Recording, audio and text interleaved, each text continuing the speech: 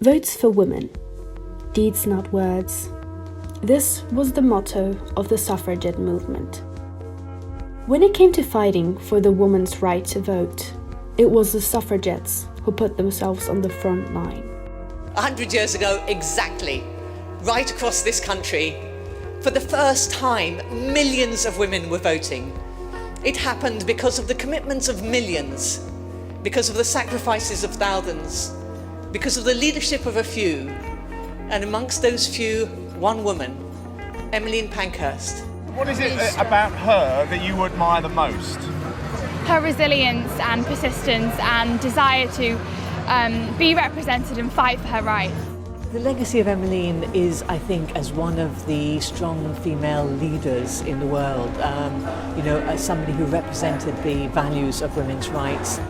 But not enough people know the story behind it. So, who were the suffragettes? How did women get the vote 100 years ago? And most importantly, who was Emmeline Pankhurst?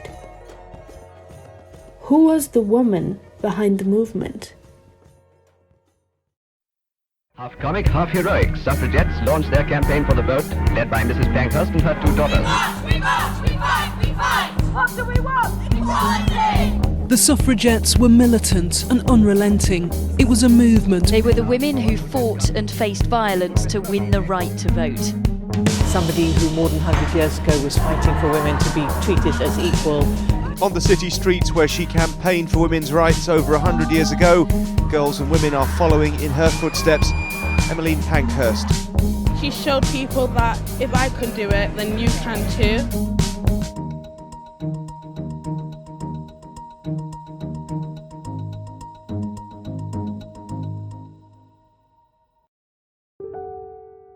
It's the 5th of July, 1858, in Manchester, England.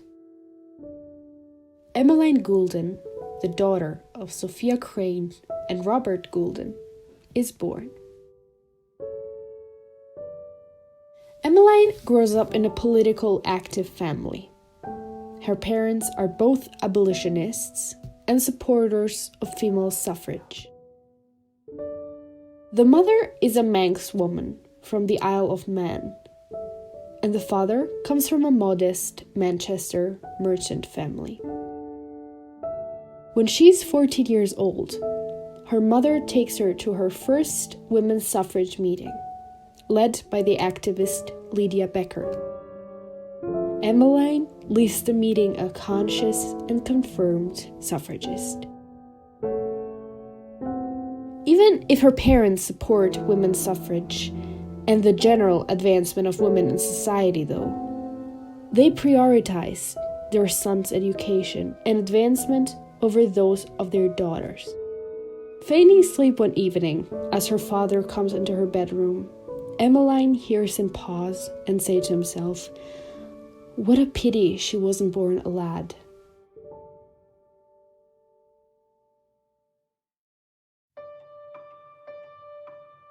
In 1873, Emmeline studies in Paris at the École Normale de Neuilly, with classes in chemistry and bookkeeping, in addition to traditionally feminine arts such as embroidery. After graduating, she returns back to Manchester. In the autumn of 1878, at the age of 20, Emmeline meets Dr. Richard Pankhurst, a lawyer who supports a number of radical causes, including women's suffrage. He is 24 years older than her, but their mutual affection is too powerful.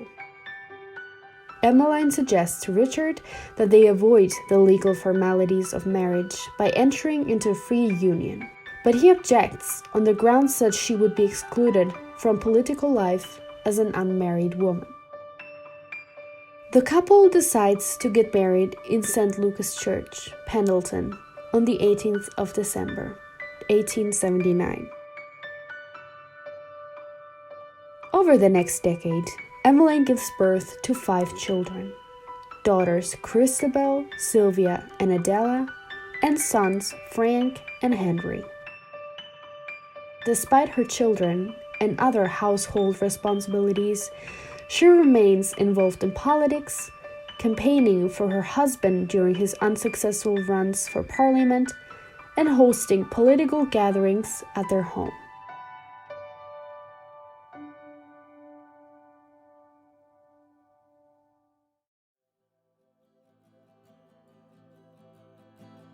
In the next years, the Pankhursts moved from Manchester to Chorlton on Medlock, until they decide to move to London. There, Emmeline, together with her sister Mary Jane, opens a small fabric shop called Emerson and Company. In 1888, after Britain's first nationwide coalition of groups advocating women's rights to vote splits, Emmeline, along with her husband, founds a new group, the Women's Franchise League, which wants to enfranchise all women, married and unmarried alike. The inaugural meeting of the group is held on the 25th of July, 1889, at the Pankhurst home in Russell Square. The radicalism of the group causes some members to leave, as they don't support these methods. And by the next year, the group has fallen apart.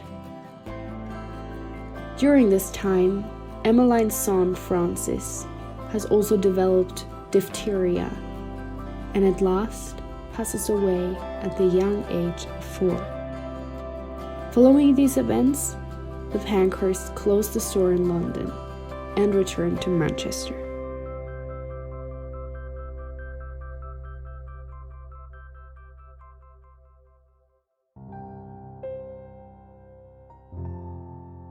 The grieving couple forms a branch of the new Independent Labour Party, which is more supportive of women's rights than older socialist organizations. Emmeline's 2 eldest daughters, Christabel and Sylvia, become involved in the campaign as well. In the next years, Richard develops a gastric ulcer, and his health deteriorates in 1897. As Emmeline is taking her daughter Christabel to visit her old friend Noemi in Switzerland, a telegram arrives from Richard, reading that he is not well and that she should come home immediately. Without thinking twice, Emmeline returns to England. On the 5th of July, while on the train from London to Manchester, she notices something harrowing on a newspaper.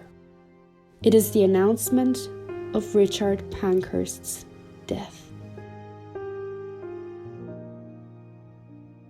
With new responsibilities and a significant amount of debt, Emmeline moves the family to a smaller house and is given a paid position as Register of Births and Deaths in Chorlton. During this time, she also reopens her store, with the hope that it will provide additional income for the family. For the next several years, grief consumes much of Emmeline's attention.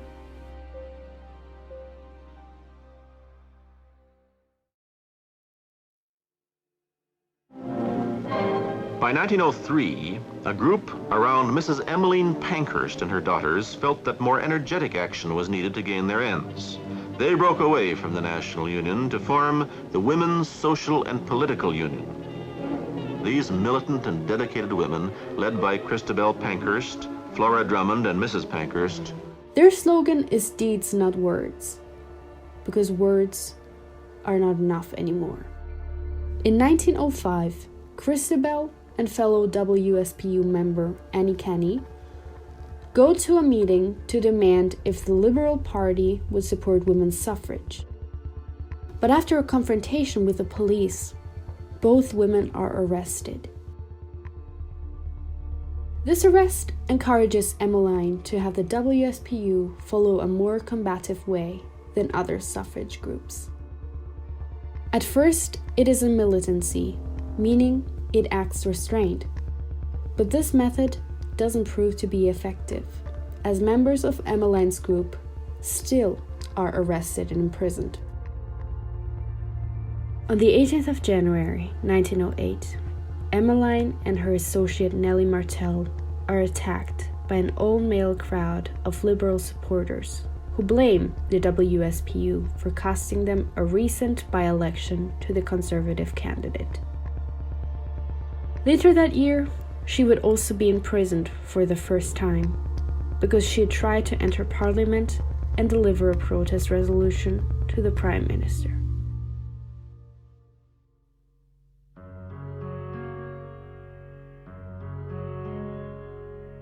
In 1909, Emmeline plans a speaking tour of the United States to promote women's suffrage nationwide. During this time, her other son Henry is paralyzed after his spinal cord becomes inflamed. On her return from the successful tour, she sits by Henry's bedside as he dies on the 5th of January 1910. The Daily Mail soon dubs Emmeline's group the suffragettes, as opposed to the suffragists, who also want women to be able to vote in the United Kingdom, but who follow less confrontational channels.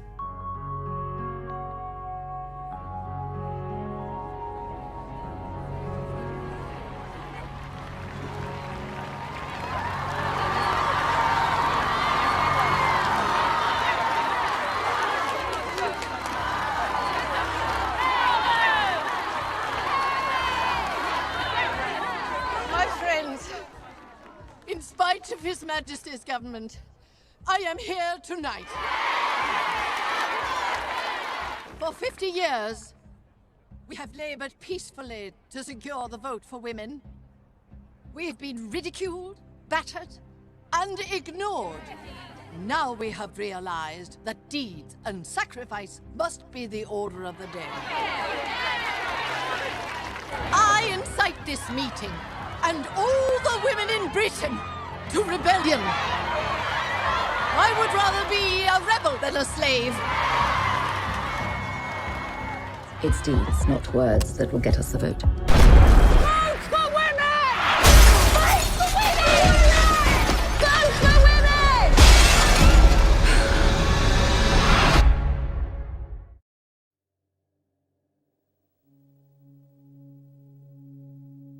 In March of 1911, the first International Women's Day takes place.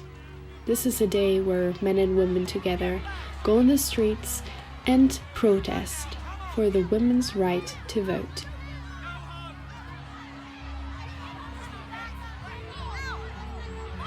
Throughout these protests, many suffragettes are arrested, and in 1909, the women have begun to engage in hunger strikes while in prison. Between 1913 and 1914, my grandmother, Sylvia Pankhurst, was arrested 8 times while campaigning for women to get the right to vote. She was sent to prison and then went on hunger strike. She later recalled, I heard footsteps approaching, collecting outside my cell. I was strangled with fear, galled and stunned. Yet alert to every sound. The door opened, not the doctors, but a crowd of war dresses filled the doorway. I struggled, but was overcome. There were 6 of them, all much bigger and stronger than I. They flung me on my back on the bed. Then the doctors came stealing in. Someone seized me by the head and thrust a sheet under my chin. I set my teeth and tightened my lips over them with all my strength. A man's hands were trying to force open my mouth. My breath was coming so fast that I felt as though I should suffocate. His fingers were striving to pull my lips apart, getting inside. I felt them in a steel instrument, pressing around my gums, feeling for gaps in my teeth. Then something gradually forced my jaws apart. As the screws turned, the pain was like having teeth drawn. They were trying to get the tube down my throat. When Emmeline is given a 9-month sentence in 1912 for throwing a rock at the Prime Minister's residence, she also embarks on a hunger strike and is soon freed because of her poor health state. Following this, the Prisoner's Temporary Discharge for Ill Health Act is enacted in 1913, which says that prisoners who are released for health reasons could be rearrested and taken back to prison once they recover. It becomes known as the Cat and Mouse Act. In 1913, after a bomb goes off in an unoccupied house, Emmeline receives a sentence of 3 years of penal servitude for inciting the crime.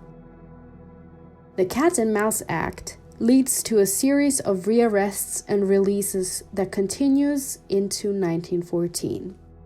During this time, she holds many speeches, including her most famous Freedom or Death speech in the November of 1913. It is a little over 3 months since I last stood on this platform on the eve of an Old Bailey trial. The outcome of that trial was I was sent to 3 years penal servitude, and in a little over 3 months, I stand here again. At that last meeting, I tried to make my audience understand the reason why women are rebels. We are rebels, and with greater justification than my fellow rebel, Sir Edward Carson. Sir Edward Carson is a rebel, as I am.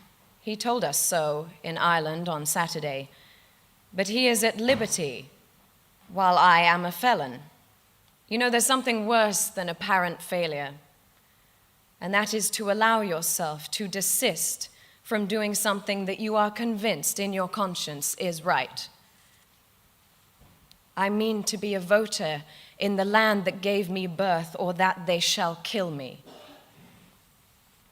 And my challenge to the government is this: kill me, or give me my freedom. I shall force you to make that choice. Everything changes with the arrival of World War I in 1914.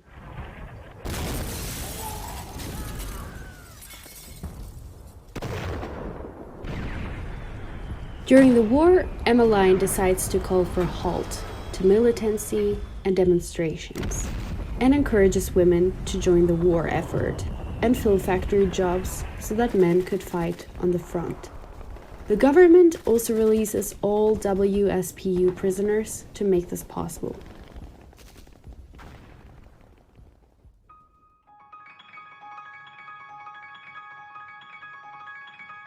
The contributions of women during wartime helped convince the British government to grant them voting rights.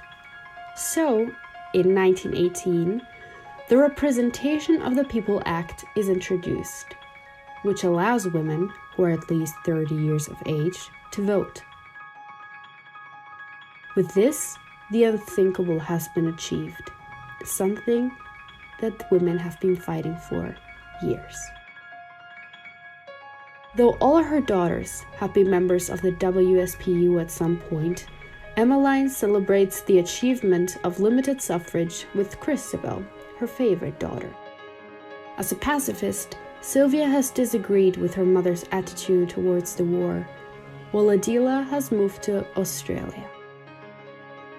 Later that year, another bill is released, giving women the right to be elected to Parliament. After the war, the WSPU becomes the Women's Party, which now favors equal marriage laws, equal pay for equal work, and equal job opportunities for women.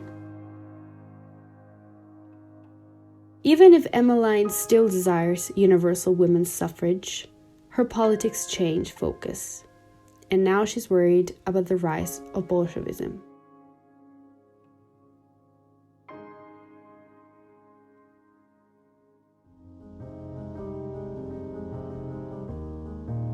Emmeline spent several years in the USA and Canada, lecturing for the National Council for Combating Venereal Disease, as a campaigner in a moral crusade against promiscuity. Many Women's Party members urged Emmeline to stand for election, but she insists Christabel be the better choice. Even if she campaigns tirelessly for her daughter, Christabel loses by a very slim margin to the Labour Party candidate. Soon after this, the Women's Party is withered from existence. Emmeline eventually becomes a member of the Conservative Party and even runs for a seat in Parliament as a Conservative. Her campaign, though, is disrupted by her ill health and exacerbated by the public revelation that her daughter Sylvia has given birth to an illegitimate child. As her health goes downhill, Emmeline moves into a nursing home in Hampstead. She requests that she be treated by the doctor who attended to her during her hunger strikes. On the 2nd of July, 1928, the Parliament would give women voting rights equal to those of their male counterparts, meaning they could now vote since the age of 21. But Emmeline would not live to see it. It is on the 14th of June, 1928, that Emmeline Pankhurst passes away in London at the age of 69, a month before her 70th birthday, and is interred at the Brompton Cemetery in London.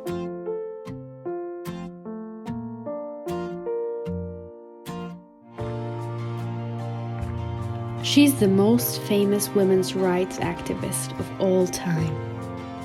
When the Parliament wouldn't grant women the right to vote, she stood her ground and almost lost her life fighting to earn it. The police and the risks she faced didn't hold her back from protesting for the cause she believed in, and with that determination, managed to make the thousands of voices of the women finally be heard.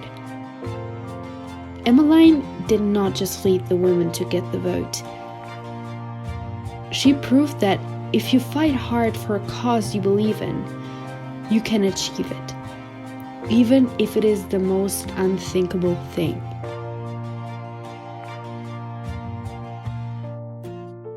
Never surrender. Never give up the fight. Emmeline Pankhurst is a superwoman.